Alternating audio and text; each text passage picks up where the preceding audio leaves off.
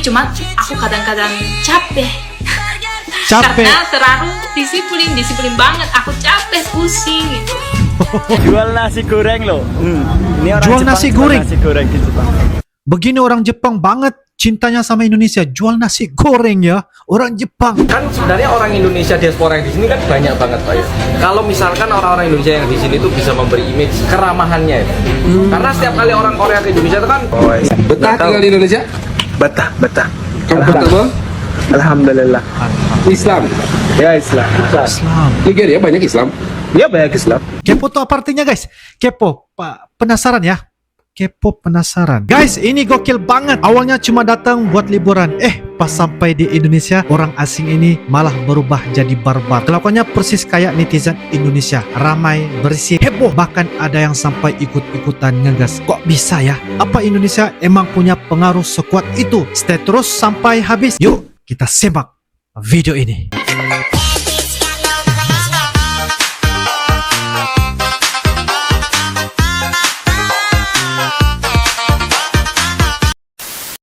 Dari mana?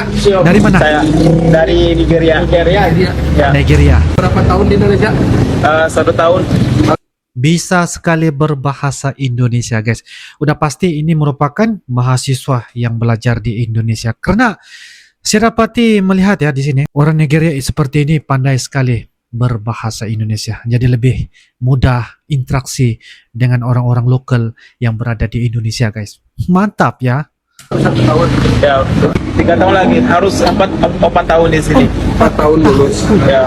4 tahun sudah di sini ya. Satu. Ya, S1. Murah atau mahal di Indonesia? Murah. Murah. Kalau Papua Nugini negara sendiri. Tapi ada juga Papua dalam Indonesia. Ada Papua Indonesia. Ada. Papua Barat Indonesia. Oh, Betah tinggal di Indonesia? betah. Comfortable? Alhamdulillah. Islam? Ya Islam. Islam. Nigeria banyak Islam? Ya banyak Islam. Banyak masjid? Banyak masjid. Tapi Azan nggak banyak- pakai itu gak? Pakai speaker azan? Kepo. apa? Begitulah orang Indonesia guys ya, ada sifat naluri kepo, penasaran, bertanya-tanya terus guys. Itu adalah hal budaya yang sentiasa saya lihat gambaran yang ada di Indonesia, kepo. Tapi bukanlah kepo tuh artinya kita mengajak berantem dan sebagainya. Tapi sebagai salah satu untuk memperkembangkan pengetahuan buat diri mereka ini yang ingin tahu dunia luar itu seperti apa. Seperti begitulah guys ya artinya. Tapi kalau kalian ada komentar dan sebagainya, ya silakan tulis di ruangan komentar ya. Wow, kepo. Kepo tuh apa artinya guys? Kepo, Pak, penasaran ya? Kepo penasaran. Di Nigeria azan pakai speaker gak? Pakai speaker. Speaker. Ada di sana juga. Saya kira Ketawa. mayoritas dia bukan non muslim. Enggak, di sana mungkin muslimnya 55% atau Oh berarti gede banyak. atau 60%. Tapi di sini banyak muslim, banyak. Lebih banyak Indonesia. Ya, banyak. Jual nasi goreng loh. Ini orang Jual Jepang, nasi jual goreng? Nasi goreng di Jepang. Begini orang Jepang banget cintanya sama Indonesia, jual nasi goreng ya, orang Jepang. Yahoo. Selamat malam. Yeay.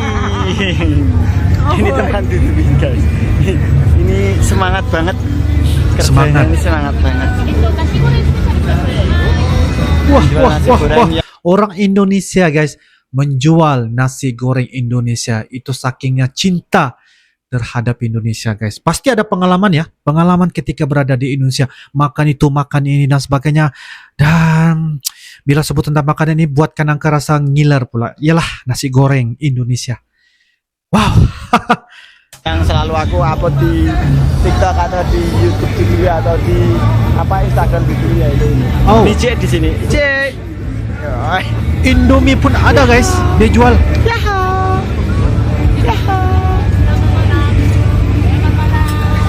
Selamat malam. Orang Jepang aja anak kecil bisa bilang selamat malam. Dia itu ini apa namanya? Apa namanya Istrinya Pak? orang Jepang, suaminya juga orang Jepang, anaknya juga orang Jepang, nggak ada keturunan sama saya Indonesia. Cuma dia suka sama masakan Indonesia, dia jual di Jepang itu. Wah. Indonesia namanya itu kedai F9. Wih, Pakai mantap. truk gini. Keren tau ijek di situ. Suami orang Jepang, istri orang Jepang, anak orang Jepang. Tapi cintanya terhadap Indonesia begitu dalam banget ya guys, sehingga kan membuka perusahaan menjual seperti ini guys. Nasi goreng, makanan-makanan kuliner Indonesia. Wow. Luar Jualnya biasa. itu nasi goreng, mie goreng, green curry itu apa ya? Opor atau apa ya? Bubur ayam. Bubur ada, ayam, nasi campur, sate ayam. Nah, itu. Keren toh. Papa, enak di mana? Enak di Indonesia atau di sini? Ah, Saya maunya Indonesia. Maunya Wih. Indonesia. Cantik mana ceweknya, Indonesia atau di sini? Indonesia. Indonesia. Indonesia? Nihon no perempuan kanan. Ya, katanya cewek yang perempuan yang tua tuh. Indonesia yang perempuan dari foto. Dari foto. Banyak. Kenapa ada orang Jepang yang pilih Indonesia? Wah, Ya pokoknya aku cinta Indonesia banget. Wih. Karena orang Jepang itu individual banget. Aku terasa apa ya istilahnya sedih. Misalnya pas aku kuliah, aku tinggal di apartemen. Tapi selama 2 tahun, aku nggak tahu siapa yang tinggal di depan aku gitu loh. Nah ini aneh banget kan menurut orang Indonesia. Nah kenapa ya? Aku sebenarnya aku pengen ngobrol sama orang yang tinggal di depan aku. Tapi kok aku nggak bisa. Aku nggak bisa jelasin kenapa aku nggak bisa. Tapi pokoknya nggak bisa. Mungkin ada teman-teman yang sudah pernah tinggal di Jepang selama setahun 2 tahun udah tahu ya rasanya. Nggak bisa kan? Ya mungkin orang Indonesia tuh friendly banget, jadi ramah. ya mungkin bisa. Tapi kok aku nggak bisa itu. Tapi aku mau, tapi aku nggak bisa. Oh, Jadi merasa sedih. merasa Ya itu sedih. alasan satu.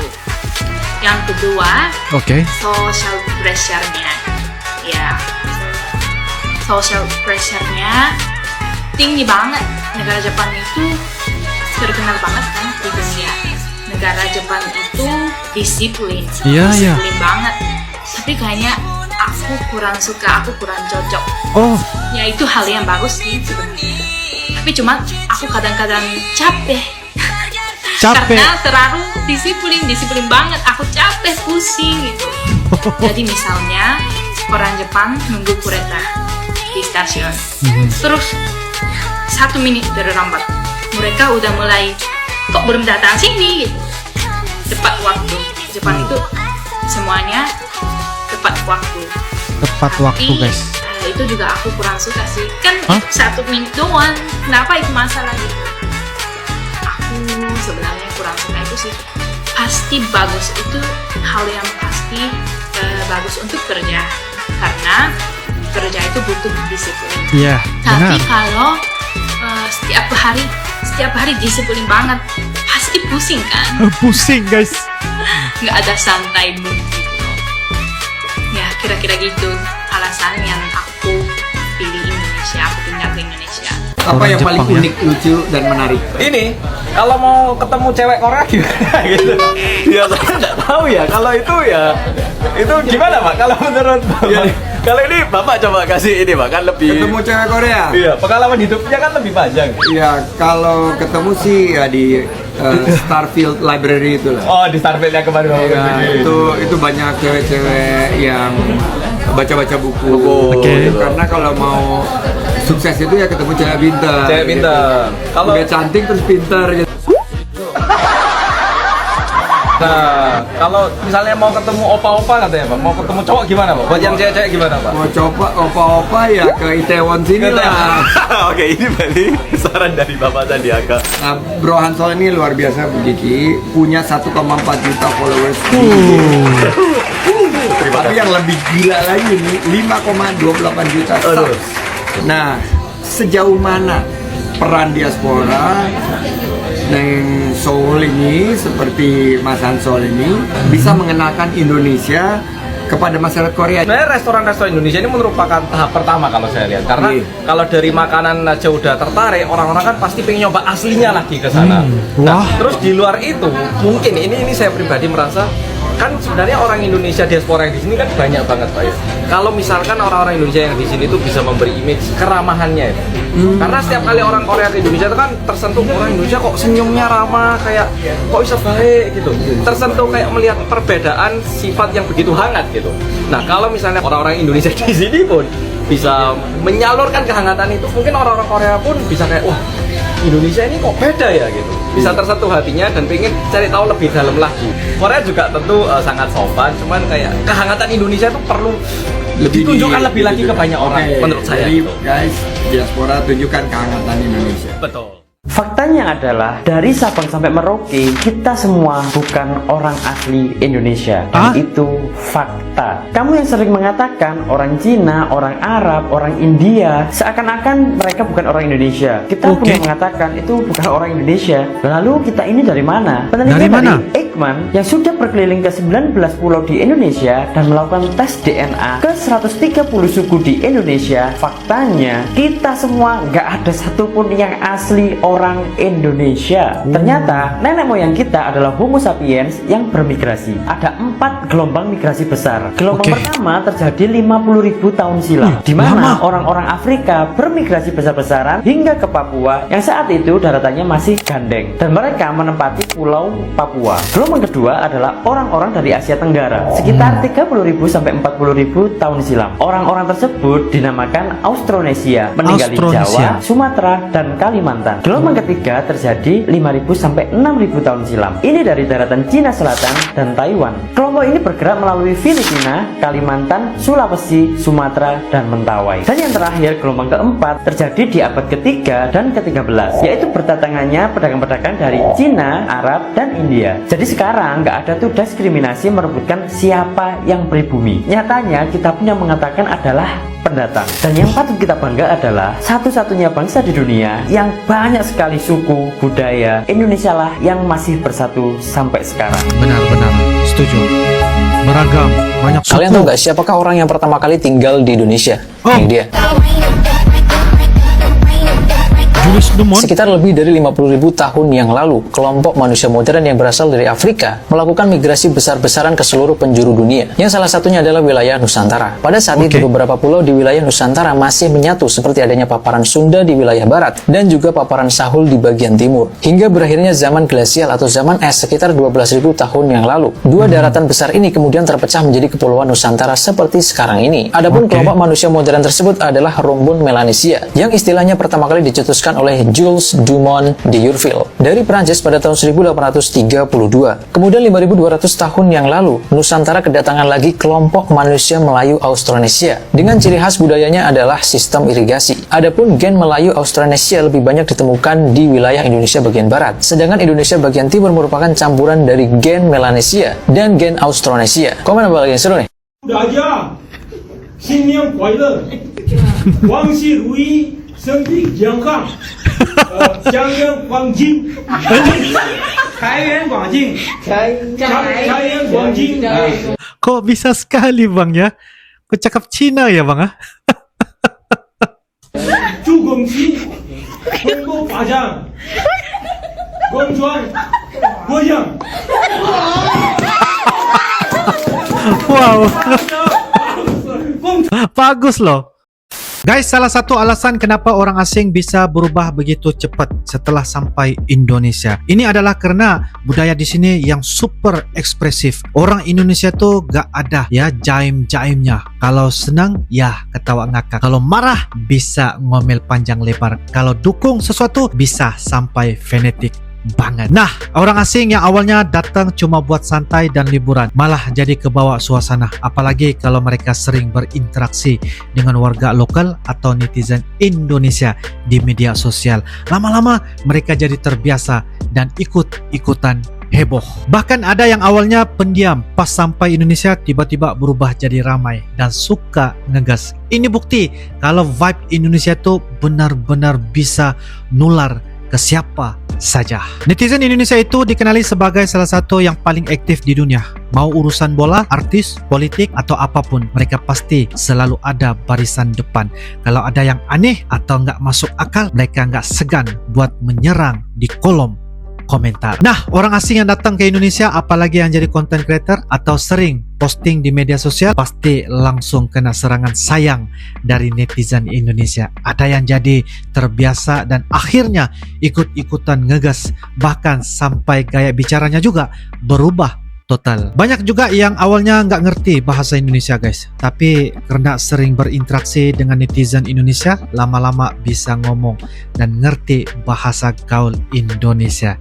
Ini yang bikin mereka makin berasa kayak netizen lokal. Wah, guys, ini yang menarik. Ada yang istilah yang sering dipakai buat orang asing yang berubah gara-gara Indonesia terinfeksi budaya Indonesia. Maksudnya mereka tanpa sadar mulai mengikut kebiasaan orang Indonesia. Mulai dari cara ngomong yang lebih ekspresif, kebiasaan makan yang berubah. Dulu nggak suka pedas, sekarang doyan sambal, sampai gaya berkomentar di media sosial yang lebih barbar guys. Contoh yang paling nyata guys, banyak bule yang dulu kalem pas tinggal di Indonesia, wow, tiba-tiba jadi ngegas dan suka debat di medsos. Bahkan ada yang sampai bikin konten khusus buat melawan netizen Indonesia. Padahal awalnya cuma iseng, liburan saja guys. Oke guys, kalau saya rangkumkan ada 3 alasan kenapa orang asing bisa berubah setelah datang ke Indonesia. Pertama, ya guys, budaya Indonesia yang ekspresif dan gampang nularin vibes ke orang lain. Kedua, pengaruh netizen Indonesia yang super barbar dan solid bikin orang asing jadi terbiasa dan akhirnya ikut ngegas.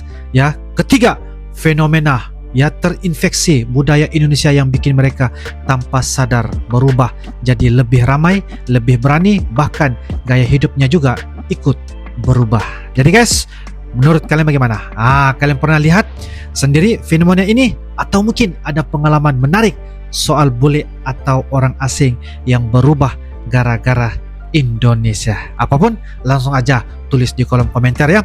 Insya Allah kita akan bisa ketemu lagi di video-video akan datang. Sampai jumpa lagi. I love you Indonesia, I love you Malaysia. Assalamualaikum warahmatullahi wabarakatuh. Dadah.